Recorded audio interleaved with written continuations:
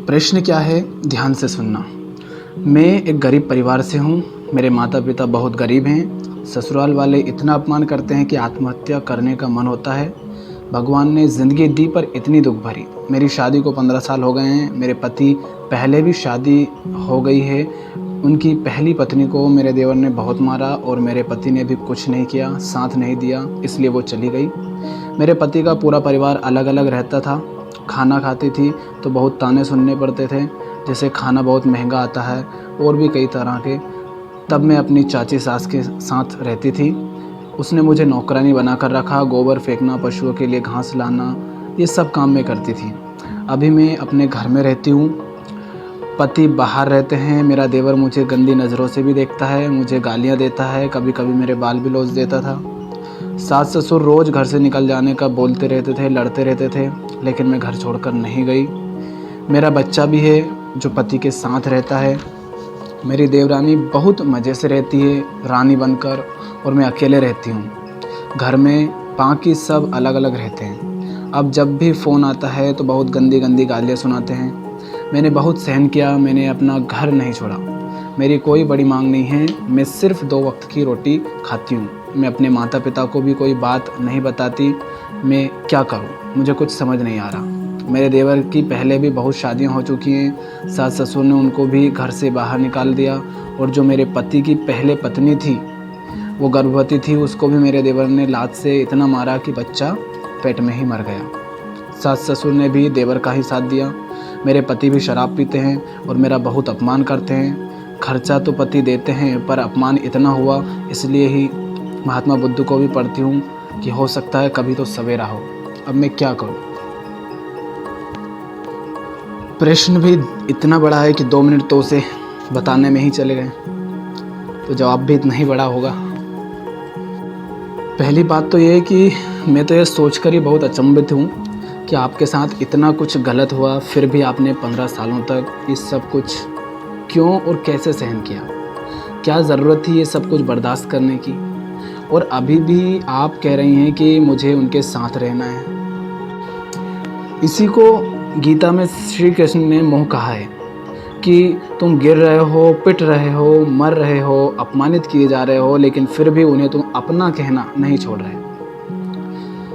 मैंने जितने भी लोगों को पीड़ित देखा है, खासकर भारत में, वो इन 3 रोगों से ही ग्रसित थे। पहला अंधा प्रेम, फिर उसी में शादी, फिर पिटाई, फिर खूब पिटाई, और फिर मोह ऐसा कि उन्हें अपना भी कहना है और उनके साथ भी रहना है। दूसरे काम वासना के शिकारी, और तीसरे सरकारी नौकरी के लिए जवानी की बर्बादी करने वाले। ये 3 रोग इस कदर फैले हैं इस देश में कि हर कोई इन्हीं से ग्रसित है और उन्हें कुछ दिखाई नहीं देता। औरतों का इस देश में ये हाल है कि या तो उनको पढ़ने का मौका ही नहीं मिलता, और जिनको मिलता भी है उनमें से अधिकतर पढ़ती ही नहीं। और अब तो हालत इतनी बुरी हो गई है कि जो महिलाएं कुछ काम धंधा अथवा नौकरी कर भी रही होती हैं शादी से पहले, वो भी शादी के बाद घर बैठ जाती हैं। क्यों? क्योंकि जब पति कमा कर ला रहा है तो हमें कमाने की क्या ज़रूरत। आज दुनिया का हाल ये है कि कोई एक गिलास पानी भी मुफ्त में नहीं पिलाता। तो फिर होता यह है कि जितना पैसा तुमने पतिदेव से लिया है वो भी उसकी वसूली तो करता ही है, और वसूली करने के बहुत तरीके हैं। कभी वो तुम्हें पीटेगा, क्यों? इसी बात के तो पैसे दिए ना उसने। कभी शारीरिक शोषण करेगा तो कभी मानसिक उत्पीड़न करेगा। फिर भी आप सहन करते रहते हो। क्यों करते रहते हो? क्योंकि जब ये होना शुरू होता है आपके साथ, तब तक तुमने बच्चे भी कर लिए होते हैं, तो अब फिर आप छोड़कर नहीं जाते। और अब आप नौकरी तो करते नहीं हैं कि अगर कहीं और जाकर भी रहो तो खुद कमा कर खा सको। इसीलिए मैं कहता हूँ कि शादी करने से पहले कम से कम इतना पढ़ लो कि खुद कमा कर खा सको, और अगर पढ़ाई करने का अवसर नहीं मिला हो तो कुछ ना कुछ ऐसा सीख लो कि जिससे कमा सको, किसी के सामने हाथ फैलाने की ज़रूरत ना पड़े। और शादी करने से पहले ये शर्त रखो कि अनुबंध करो कि शादी के बाद भी तुम अपनी नौकरी अथवा जो काम कर रहे हो वो जारी रखोगी। नहीं तो क्या हाल होता है ये तुम देख ही रहे हो। हम जब शादी करते भी हैं तो हम ये नहीं देखते कि सामने वाले की चेतना कैसी है, उसकी बुद्धि, उसकी समझ कैसी है, या उसमें समझ है भी या नहीं। हम क्या देखते हैं, लड़का लड़की का शरीर देखता है, सुंदरता देखता है, और खाना बना लेती है या नहीं ये सास ससुर देख लेते हैं। और लड़की क्या देखती है, लड़की देखती है कि लड़के के पास कितना पैसा है। लेकिन एक समय आता है जब लड़की की सुंदरता, उसका शरीर वैसा नहीं रह जाता जैसे पहले था।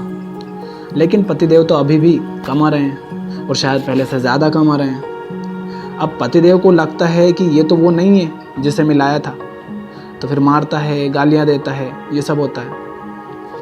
आप कह रही हैं कि मैं एक गरीब परिवार से हूँ और मेरे माता पिता बहुत गरीब हैं। मैं आपसे कह रहा हूँ कि आप अपने आप में गरीब नहीं हैं। जब आप दूसरों से तुलना करती हैं तो आपको लगता है कि आप गरीब हैं। आप कहती हैं कि आपकी देवरानी रानी बनकर रहती है। यही तो बात है ना कि आप अपने आप को गरीब मान रही हैं। बुद्धों ने, संतों ने, ऋषियों ने, महापुरुषों ने उन्हें अमीर कहा है जो आनंद में हैं, जिनके मन में शांति है। और याद रखना, बुद्ध ने महल को त्यागा था, महावीर ने महल को त्यागा था, श्री राम ने, सीता ने महल और आभूषण सब छोड़े थे, कबीर साहब धोबी थे, मीराबाई ने भी महल त्याग दिया था। क्यों? क्योंकि शांति, आनंद, मुक्ति ये आंतरिक होती है, ना कि बाहरी। इसलिए किसी के पास बड़ा घर है, गाड़ी है, पैसे है, गहने और महंगे कपड़े हैं, ये सब देखकर अपने आप को छोटा महसूस मत किया करो, क्योंकि उनके पास वो नहीं है। क्या? शांति। और ये सब जो इनके पास है यही इनका बोझ है। इसे देखकर तुम अपने आप को गरीब मत कहो। ये बहुत गरीब हैं ये लोग जिनके पास बड़े बड़े महल हैं, क्योंकि इनको बड़े महल बनाने पड़ रहे हैं, बड़ी गाड़ियाँ खरीदनी पड़ रही हैं ताकि लोग इनको इज्जत दे सके। थोड़ी सी इज्जत के लिए इतना कुछ करते हैं। फिर आप कहती हैं कि ससुराल वाले इतना अपमान करते हैं कि आत्महत्या करने का मन होता है। अच्छा, 1 मिनट निकाल कर गूगल पर देखो, हर 1 मिनट में कम से कम 2 आत्महत्याएँ होती हैं। और एक दिन में लगभग 2,500 से 3,000 लोग आत्महत्या करते हैं दुनिया में। अब अगर आप आत्महत्या कर भी लोगी तो क्या हो जाएगा? उनमें एक नाम आपका भी शामिल हो जाएगा। हर दिन 2 से 3,000 लोग जो आत्महत्या कर लेते हैं, क्या उनमें से किसी का भी आपको पता चलता है? नहीं ना। तो तुम्हारे मरने से भी ना तो 800 करोड़ लोगों को और ना ही इस पूरे ब्रह्मांड को कोई फर्क पड़ेगा। आपने कहा कि आपकी शादी को 15 साल हो गए हैं, तो आप अभी 30 से 40 वर्ष की होंगी। आप कहती हैं कि मैं सिर्फ 2 वक्त की रोटी की ही मांग करती हूँ। ऐसा क्यों? आप 30 से 40 वर्ष की हैं, क्या आप इतनी भी मेहनत नहीं कर सकती कि 2 वक्त का खाना खा सको, अपने खर्च उठा सको? क्योंकि जो दूसरों की कमाई पर जीता है वो अपनी आज़ादी खो देता है, और गुलामी में कभी शांति मिलती नहीं। आप मोबाइल चला लेती हैं, हिंदी पढ़ लिख लेती हैं, तो इतना तो कैसे भी मेहनत करके, मजदूरी करके आप कमा सकती हैं कि किसी से मांगना ना पड़े। और इसमें शर्म की कोई बात नहीं है कि मैं मेहनत करती हूँ, मजदूरी करूँगी तो लोग क्या सोचेंगे, बल्कि आप उनसे सबसे अच्छी रहेंगी, खुश रहेंगी जो पति के पैसों पर जी रही हैं। अभी आपको आपके पति से भी पैसे मिल रहे हैं, लेकिन फिर भी कोशिश करें कि खुद भी कमाएं और पति से जो मिल रहे हैं वो भी रखें। तुम्हारा कानूनी अधिकार है ये कि तुम पति से भी लो। अगर उन्होंने तुमसे शादी की और उसके बाद तुम्हें उत्पीड़ित किया, तुम्हें परेशान किया और अकेले रहना पड़ रहा है, लेकिन फिर उनसे जो पैसे मिल रहे हैं उनको अन्य स्त्रियों की भांति दिखावा करने में मत उड़ा देना। और फिर ये जो आप कह रहे हैं कि भगवान ने ज़िंदगी दी पर इतनी दुख भरी, देखो किसी भगवान ने आपको दुख भरी ज़िंदगी नहीं दी है। हमें सुख और दुख चाहिए या शांति और आनंद चाहिए, ये हमारे चुनाव से ही निर्धारित हो जाता है। 15 साल पहले भी आपके पास चुनाव का अधिकार था। हो सकता है घर वालों ने किसी अन्य स्थिति में आपकी शादी तय की हो, लेकिन आपको उसी वक्त आवाज़ उठानी थी, उस समय हिम्मत दिखानी थी। अगर आप दिखाती तो आज शायद ये स्थिति ही पैदा ना होती। जिसका आप पति अथवा पत्नी के रूप में चुनाव कर रहे हो, उसके आगे पीछे के कारनामे तो देख लो कि क्या क्या है आज तक उसने। हम 1 किलो भिंडी भी अच्छे से देख परख के लाते हैं, लेकिन जब पति पत्नी के चुनाव की बात आती है तो वो ताकत, वो हिम्मत, वो समझ न जाने कहाँ चली जाती है। जिस घर में आप बहू बनकर किसी की पत्नी बनकर जा रही हो, कम से कम उस घर के लोगों के बारे में तो पता कर लो कि वो हैं कैसे। अगर आप ये पहले ही देख लेती कि जिससे पति बनाने जा रही हो आप, उसकी पहले भी शादी हो चुकी है और अपनी ही गर्भवती भाभी को देवर ने इतना मारा कि बच्चा पेट में ही मर गया, फिर भी पति देव ने पत्नी का साथ नहीं दिया और सास ससुर ने कुछ नहीं कहा। और कुछ कहा तो नहीं, बल्कि अपनी बहुओं को घर से भगाते रहे। अगर इस आग के कुएं को आप पहले ही देख लेती तो क्या आप फिर भी शादी करती उस व्यक्ति से जो शराबी भी है? अब जब तुम उस आग के कुएं से एक बार बाहर आ गई हो, अकेले रह रही हो, तो तुम फिर क्यों वापस उसी कुएं में कूदना चाहती हो? दूसरी तरफ वो खुद कह रहे हैं कि ये हमारे साथ नहीं रह सकती। तो मैं तो कहूँगा कि ये तो बहुत अच्छी बात है कि तुम मत जाओ, खुद मत जाओ उन लोगों के बीच। वो ना तो तुम्हारे सास ससुर कहलाने लायक हैं और ना ही वो तुम्हारा देवर जो तुम्हें गालियां देता है, गंदी नज़र से देखता है, बाल खींचता हो। आपको बुरा लग सकता है, लेकिन सच कहूँ तो पति उसी दिन मर गया था जिस दिन उसने शराब पीकर तुम पर हाथ उठाया, तुम्हें अपमानित किया, गालियां दी। तुम्हारे और पहले वाली पत्नी के साथ खड़ा ना होकर शारीरिक जन्म देने वाली उन अत्याचारी और निर्दयी माता पिता और भाई के साथ रहा। लेकिन हम मानने को तैयार नहीं होते ना कि वो जो कल था आज वो नहीं है। हम ये नहीं मानते। क्यों नहीं मानते? क्योंकि हम हमेशा देह भाव में ही जीते हैं। हम शरीर देखते हैं, चेतना नहीं। तुम आज भी उसको अपना पति मान रही हो क्योंकि उसकी शक्ल पहले जैसी है और आपने अपने आप को शरीर के अलावा और कुछ तो माना ही नहीं है। अगर शादी करने से पहले उसके मन को, उसके ज्ञान को, बुद्धि को, उसकी चेतना को देखा परखा होता तो आज ये नहीं होता। लेकिन तुमने तो शरीर से शादी की थी, तो तुम्हें लगता है कि ये तो मेरा पति ही है। ऊंचे से ऊंचे ग्रंथों में यही कहा गया है कि अगर तुम देह भाव में जी रहे हो तो बहुत बड़ा पाप कर रहे हो। शरीर भाव बहुत बड़ा पाप है। उपनिषद और श्रीमद् भागवत गीता अगर आपने पढ़े होते, ये ऐसे ग्रंथ हैं जो तुम्हारे देह भाव को, शरीर भाव को चकनाचूर कर देते हैं। तुम्हें बता देते हैं कि तुम शरीर मात्र नहीं हो। फिर तुम्हें ना तो कोई अपमान महसूस होता, ना ही तुम इतना सहन करती जितना आज तक किया है। पर बात ये है ना कि हम ना तो खुद पढ़ते हैं, ना ही हमें पढ़ाया जाता है ग्रंथों को। कृष्ण कुरुक्षेत्र के मैदान में खड़े हैं और अर्जुन को समझा रहे हैं कि तू बाण चला, ये कोई तेरे गुरु, तेरे भाई नहीं है, कोई तेरा रिश्तेदार नहीं है, तो इनको मारने से क्यों डरता है? ये तो उसी दिन मर गए थे जिस दिन इन्होंने मेरे खिलाफ युद्ध करने का चुनाव किया था। अर्थात जिस दिन इन्होंने हिंसा को चुना था, अधर्म को चुना था, कमजोरों पर अत्याचार किया था, ये उसी दिन मर गए थे। यहाँ क्या कर रहे हैं कृष्ण? अर्जुन का मोह ही तो दूर कर रहे हैं ना। उसे मोह हो चुका है उन लोगों से, आसक्ति हो चुकी है कई सारी चीज़ों से। उन लोगों से उसे मोह है जिन्होंने उसे अपमानित किया, घर से बाहर निकाल दिया, उस पर बार बार आक्रमण किया। अब ऐसे ही आप कर रही हैं। अब ये आपके हाथ में है कि आप कृष्ण की बात सुनती हैं या खुद के अहंकार की।